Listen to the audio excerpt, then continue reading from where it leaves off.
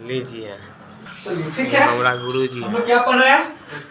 Arithmetic progression. Arithmetic progression कहने का मतलब समांतर श्रेणी। इंग्लिश हिंदी नाम क्या है? समांतर श्रेणी। समांतर कहने का मतलब क्या हुआ?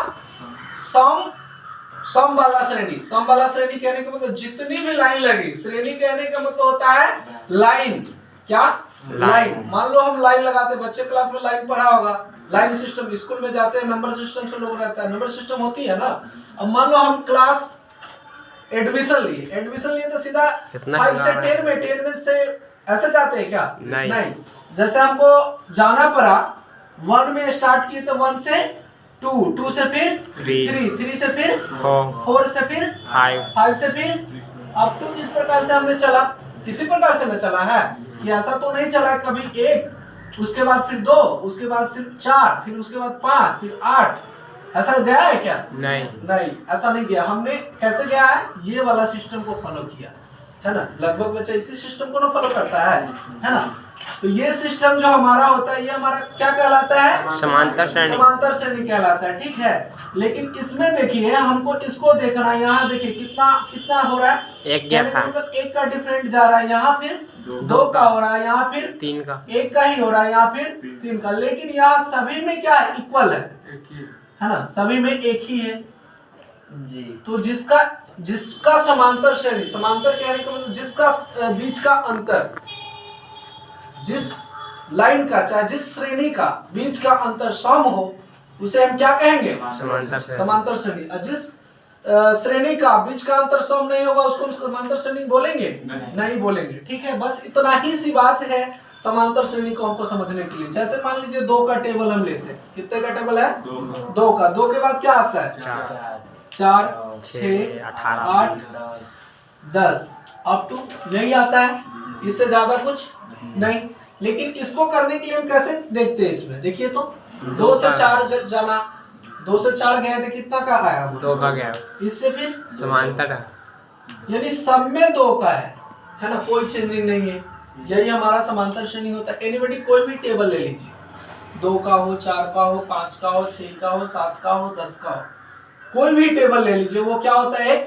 समांतर श्रेणी ही होता है, ठीक है। इसमें हमको कोई डाउट नहीं है।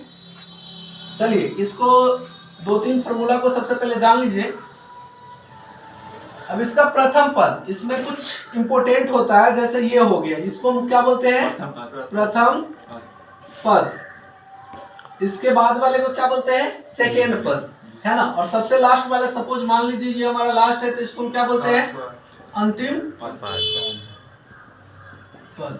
अंतिम पद बोलते हैं, ठीक है। और ये बीच के अंतर को क्या बोलते हैं? सर्व अंतर, है ना। क्या बोलते हैं? प्रथम पद को हम क्या चीज से सूचित करते हैं? ए से, है ना। और सर्वांतर को बी से, और अंतिम पद को एन से। एन हो या एन से, टीएन हो, नहीं एन हो या टीएन हो। क्या होगा? एन होगा या तो टीएन होगा। इसी दोनों में से कोई हो सकता है, ठीक है। जरूरी नहीं।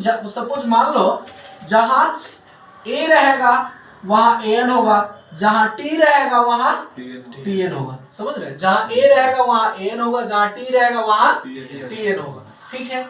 अब हमको मान लीजिए कोई एपी हमको दे दिया 3, 6, 9, 12, 15। अब ये बताइए ये एपी है? या सर। हाँ, नीचे वाला नहीं है। नहीं, हम कैसे बोल दिए कि ऊपर वाला एक एपी है और नीचे वाला एपी नहीं है? ऊपर का सभी का सर्वांतर समान है, लेकिन नीचे वाला का नहीं है, समान नहीं है, ठीक है। अच्छा ठीक है, ये तो हमने समझ लिया कि एपी कैसे हम देखते हैं, कैसे पहचानते हैं, कैसे इसको बना लेते हैं, ठीक है। अब आगे हमको देखिए, हमको यहाँ देखना है, यहाँ हमको देखना है क्या कि एपी का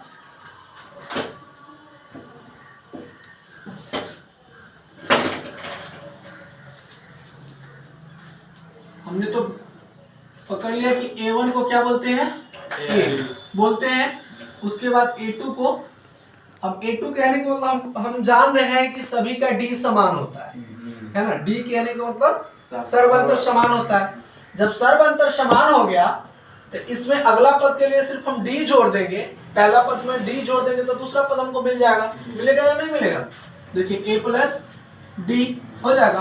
फिर तीसरा पद लिखने के लिए a3 a प्लस 2d है ना, डी ही बढ़ेगा ना, जितना मतलब आगे स्टेप करते जाएंगे उतना डी बढ़ता जाएगा।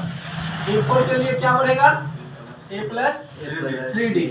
a5 के लिए क्या बढ़ेगा? a plus 4d। अच्छा, इसी क्रम में चलता जाएगा। एक समय ऐसा आएगा जहां पे हमको स्टॉप होना पड़ेगा, टोटल नंबर आ जाएगा, वहीं पे हमको स्टॉप होना पड़ेगा। तो टोटल नंबर कब हमारी आती है? जो यहाँ पे आ जाएगा क्या? an आ जाएगा। तो an में हम क्या करेंगे? a प्लस, अब देखिए ये n हम क्यों लिए? टोटल नंबर इसमें आता है n का, n आ गया, यहाँ 4d है, यहाँ कितना है? 5 है, तो यहाँ कितना आ रहा है? 40, यानी एक कम आ रहा है, एक कम आ रहा है ना। तो वही बात यहाँ पे भी हमको ध्यान देना है, जब यहाँ n आएगा तो यहाँ पे कितना कम होना चाहिए? एक कम होना चाहिए। n से एक कम क्या होता है? n से एक कम क्या होता है? n माइनस 1, n माइनस 1 होता है, हम n माइनस 1 कर लेते है ना, यानी इससे छोटा तो हम नहीं जानते हैं, कहने का मतलब एक घटा लेंगे n में से, एक में से n में से हमने एक घटा लिया था, क्या बच गया हमारे पास? n minus 1। यही आपका फॉर्मूला बन जाता है किसका? an पद निकालने का। कोई भी पद, जैसे सपोज मान लो कोई दे देता हमको, कहता वो पद क्या होगा, ठीक है, हो गया। इसके बाद अब सपोज मान लो मेरे पास दिया हुआ 2 4 6 8 अप टू, है ना। अब इसका कह रहा है इस एपी का, किसका?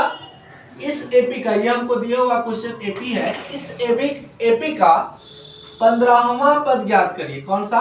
15वां पद ज्ञात करे। क्या? इस एपी का 15वां पद ज्ञात करे। कौन सा पद ज्ञात करना है? 15वां पद। अब 15वां पद ज्ञात करने के लिए कौन सा फॉर्मूला में हम बैठाएंगे? इसी वाला में, है ना। तो सबसे पहले हम देख लेंगे कि हमको क्या क्या चीज दिया हुआ है।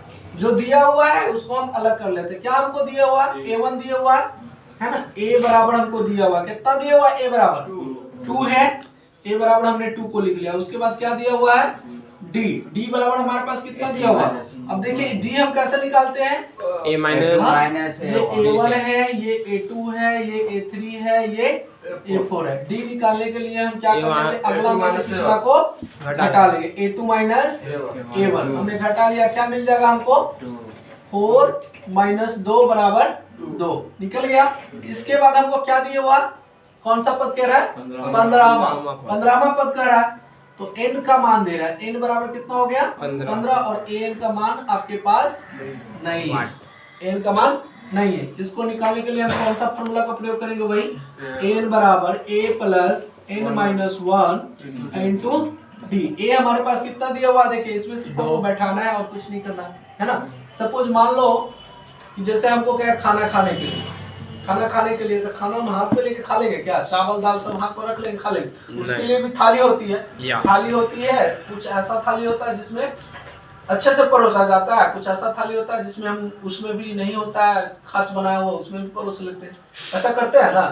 तो उसी प्रकार से ये समझ लीजिए एक खांचा है ना। ये एपी तैयार करने का, निकालने का एक खांचा है। ये भी देखिए सब इसमें सारा मान रखने के बाद कोई एक ही रिजल्ट मिलता है कि ज्यादा मिलता है हमको? नहीं, एक ही रिजल्ट मिलता है। वहां पे भी खाने के बाद तो हमको एक ही रिजल्ट मिलेगा। क्या मिलेगा हमको? एनर्जी मिलेगा, है ना। सेम बात यहाँ भी है ना। तो ए का मान हमारे पास क्या है? देखिए ए कितना है? 2 है, प्लस एन कितना दिया हुआ? 15 माइनस 1, डी कितना दिया हुआ? 2 प्लस 15 में से 1 घटा लेंगे, कितना बचेगा? 14 गुने 2। अब इसको हम कैलकुलेट कर लेते हैं। 2 प्लस 14 दूना 28 बराबर 30। ये हमारा तो डाउट है इसमें, इसी को समझने में? हाँ, नोट करेगा? कर लो इसको।